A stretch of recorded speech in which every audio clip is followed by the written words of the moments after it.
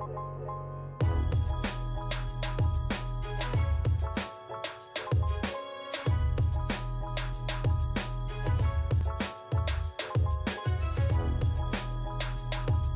is happening, YouTube? It's your boy Angus, and coming at you today with a bit of a vlog slash insight slash bit of food eating footage slash bit of all the good stuff, a bit of Simba based footage, video based today. It's obviously been a little while since I've done one of these, and I guess the honest reason why is because, well, given that my channel doesn't have 1 million subscribers or more than 1,000 or whatever, YouTube doesn't show my content to many people. It's just based on its algorithm, similar to how Facebook works, stuff like that. So I haven't actually prioritized making sick content videos and stuff for the channel. So I'll be focusing kind of more on quality videos rather than quantity, if that makes sense. So make sure that if you're keen to see more and more videos like this from me, in terms of just essentially like epic videos like this that have got a lot in it and are just jam-packed and awesome for your entertainment and learning, well, comment below, let us know.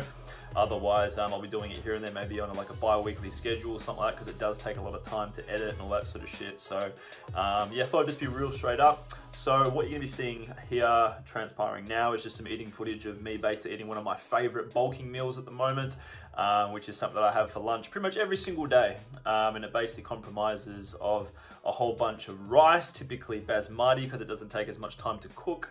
So what I usually do is I have basically about just over a cup worth of basmati rice, boil water, whack it in the old Tupperware container, nuke it in the microwave for about 10 minutes, boom, it comes out picture perfect, nice and fluffy, that sort of thing.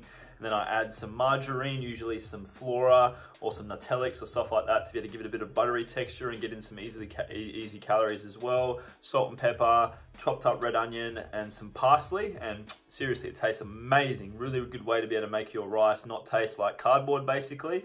Because if you're bulking and you're trying to get in carbs and stuff like that, rice is a very cost-effective way to be able to get in carbs for not much dollars per serve, really, at all, right? I buy a huge bag for super cheap. You know, just basmati rice. Sometimes I eat brown rice, but it takes ages to cook, so I typically don't really bother with it too much. So yeah, it's usually the main component of my meal is a huge load of rice, usually about 400-ish grams when it's all cooked. So that way obviously you get a lot of carbs in. And then what I'll usually do, as you would have seen, is just some veggies, and this is one of those little steam packs that you can get from Woolies or Coles frozen. You buy a pack of 4.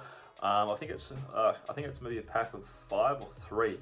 And yeah, basically you have some individual packs and you nuke them in the microwave for 2.5 minutes. They come out picture perfect, really crisp and nice in terms of their taste and their lack of soppiness, like sloggy, whatever the word's called, sloppiness. They taste fantastic. And then I have salt and pepper. And what I'll usually do is I'll alternate my meat source. So in this video, you're gonna see me eating some steak, because on my days where I fast, which is on rest days, so Wednesday and a Sunday, I'll fast all morning. I'll have a huge lunch. Then I'll get stuck back into work and video editing or sales calls or whatever it may be for the afternoon, then have a huge tea. So typically I like to get in about 13 or 1400 calories in for lunch. So that's on like a rest day. But if it was a normal day, to have a slightly amount of less rice, I typically wouldn't have a steak. I'd have some chicken breast or some sort of other meat that's basically white, so it has a bit less calories. And then my fat source will usually be some olive oil to cook the meat in, and then it will be some avocado. And as you'll see here, 2 eggs, and then depending on how the day's looking with what I know I'm going to be having for dinner, I might have some nuts or stuff like that. Because one of my best tips for you, if you're someone who's trying to be gaining mass at the moment and you struggle to be able to hit your calories, is to aim. And no, I went through a phase of toasting Pop-Tarts, and I don't believe that toasting them makes them any better. A lot of you are going to disagree with me, but look at that, yes. Right, always. Just kidding. And here we go. Certainly not bad. For, well, obviously you need to get in your fruits and your veg and stuff like that to get baseline micronutrients in, which is a given when it comes to bulking, so that you're getting in enough nutrient-rich foods. But what I'd suggest that you do is you aim for more, like, so for example, when you're cutting, you want to be aiming for more satiating foods, so that way you can get a lot of volume of food in to feel full and not feel not feel hungry, and therefore you know, have your intake feeling like poverty calories or whatever. Whereas when you're bulking, you want to be aiming for stuff that's not necessarily as satiating, but has a lot of calories, so that way you're going to have more of a chance of hitting your higher intake. So currently for me at the moment, I'm at around 3,900, sitting at about there. And yeah, it's basically allowed me to get consistent progress in terms of my bulking and stuff like that, which we'll touch on some more shortly. But in terms of this meal, yeah, this is like a really cost-effective meal. I'd suggest that when it comes to, like, I guess it depends on your lifestyle, but it's a means of, like, if you're someone that likes having fewer meals but then being bigger, well, then this would be something that would be right up your alley. If you like smaller meals that you can just, you know, eat throughout the day and stuff like that, well, then it's a means of just adjusting quantity. But this is the beautiful thing about flexible dieting, whether you're cutting or bulking or things like that. The idea is that, well, you have full reign over when you eat, how big your meals are, the frequency, all that sort of stuff. As long as you're meeting overall protein, fiber, calories, and obviously that sort of main stuff, well, then you're going to be fine, because that's where the main sort of, I guess, gold nuggets are in that sort of... Wait,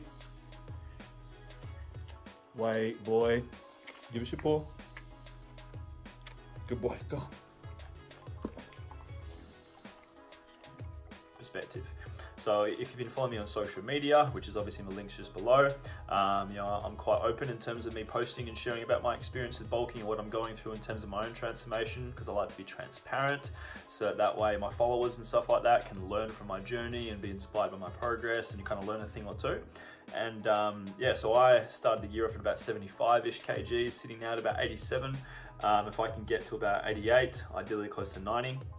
By the end of the year, that'll be awesome, because then it means that, you know, with all this extra muscle, it means that because I've done this journey right and I've kept fat gain minimum, it's going to mean that I'm not going to have a massive prep when it comes to leaning down. I'm undecided as to if I'm going to compete or not. My goal is to, but we'll see.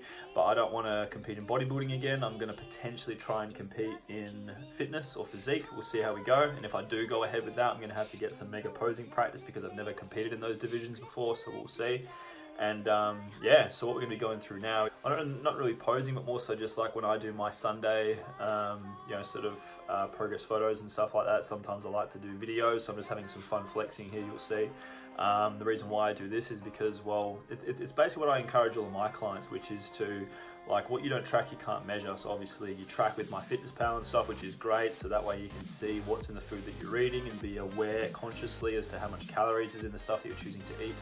But the reason why you should be ideally taking progress photos, progress videos, that sort of stuff, is so that you've got something to compare to in terms of another source of progress gauging as you compare from week to week or month to month, depending on how you like to look at things. Because, yeah, what you don't track, you can't measure. And for a lot of us, we don't actually track and measure our input, meaning that we don't really have goals. We've just got vague aspirations or dreams, right? So it's awesome to be able to compare, you know, posing footage, you know, progress photos and stuff like that from week to week and month to month. It's going to be a really good gauge of your progress if you do this personally. For me, I'm really noticing that, yeah, there's gains across the board. It's great. I must admit that for mindset wise, it is sometimes pretty hard to handle having, you know, a little bit of fat in certain areas, like around my chest, around my midsection, like stuff not being as shredded. But it's important to know that when you are bulking, you know, or eating kind of like in the higher end of a maintenance intake, expect that you will gain a little bit of fat, despite your strength gains and stuff like that, because to try and think that you're going to be able to stay shredded while isolating muscle gain and stuff like that, you know, it's very, very difficult to do. And yeah, like, understand that when it comes to muscle gain, you are going to likely gain lean muscle probably 2 to 5 times slower than your rate of fat loss. So I always preach to my clients that an ideal, you know, range to be aiming for in terms of fat loss is anywhere between, you know, say 0.5% of body fat to, say, for example, 0.2, no, yeah, probably about 200 grams to 600 grams of actual fat tissue being lost per week. Whereas, say for example, with muscle gain, if you've gained close to a kg for a month, well, that's awesome, right? So it's a means of being patient, and that's hard for a lot of people, because we want results yesterday. We get self-conscious if we're gaining a little bit of body fat, if the goal is bulking, that sort of thing. And this is why people are always kind of cutting, bulking, that sort of stuff. And, you know, I've been consistent this whole year, no YOLO moments or anything like that. More so a means of, like, my approach has been to make sure that at least 80% 5 to 6 days of the week, at least 80% of my overall calories are devoted to nutrient-rich stuff as best as possible. So that way, rather than say, for example, just going, all right, cool, I've got all this intake, I'm just going to fast all day and have a whole pizza and some garlic bread and stuff like that to hit my calories. Like, that's not what this is about.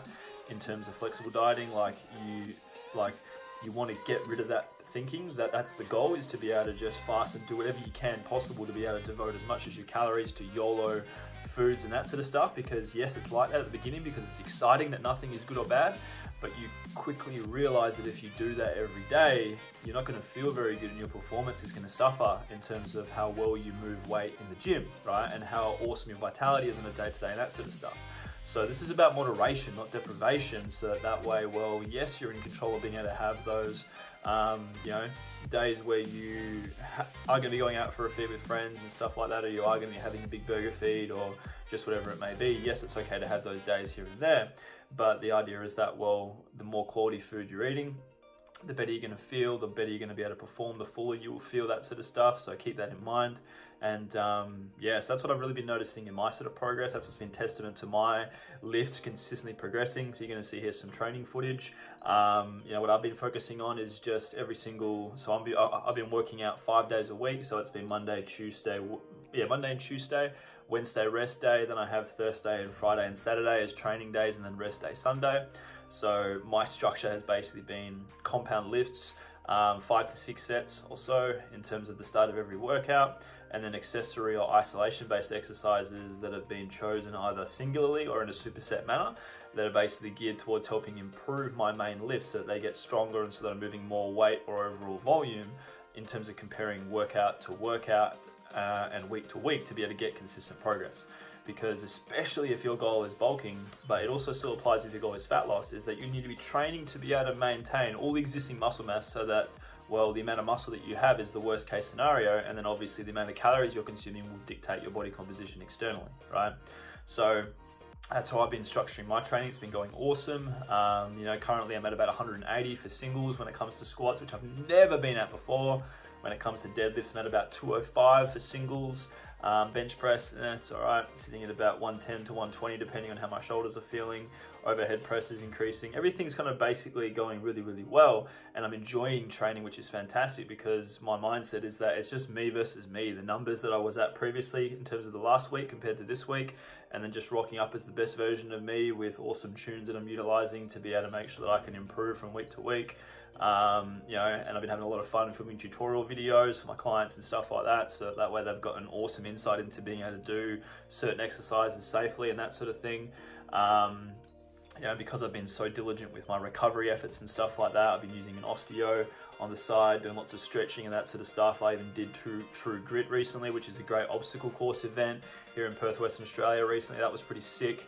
Got a decent time with that, and I wasn't expecting to be able to do it really well because I don't do any cardio and I don't do hardcore fitness based stuff. My training is just bodybuilding style and powerlifting, so the fact that I was able to complete it was awesome, and it's got me excited to want to do it next year, but more so Spartan race and things like that, to be able to have something to work towards from a cardio point of view when it comes to me eventually cutting later next year.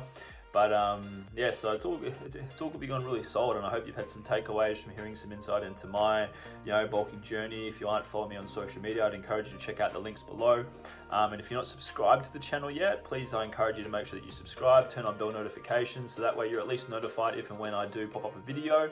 And make sure that you check out some of the past videos. Obviously there's some of the main ones highlighted below just here on the page. And keep in mind that a lot of my regular content gets posted to my personal Facebook, my business page, that sort of thing, and my Instagram, Do It For The Burgers. So if you're keen to check out more regular content and see my stories and more footage of Simba and stuff like that, follow me personally. Otherwise, really hope you've enjoyed this video. Big love and thank you for watching, and I'll see you next time in the YouTube world. Take care.